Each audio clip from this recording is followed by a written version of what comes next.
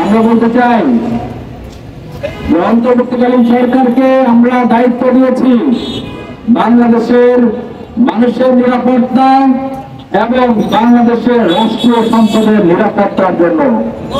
বাংলাদেশের নাগরিকদের নিরাপত্তা দিতে তারা ব্যর্থ হচ্ছে, বাংলাদেশের রাষ্ট্রীয় সম্পদের নিরাপত্তা দিতে তারা ব্যর্থ হচ্ছে।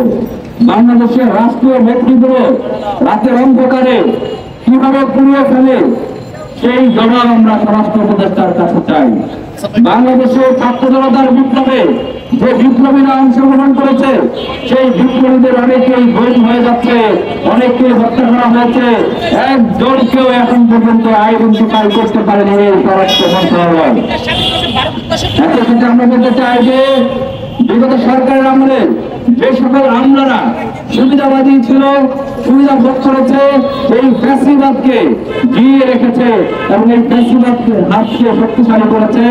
ছাত্র জনতার বুকে গুলি চালাতে যারা উদ্বুদ্ধ করেছে তাদের প্রশাসনের আন্ডারে বাংলাদেশের ছাত্র জনতার বুকে গুলি চলেছে।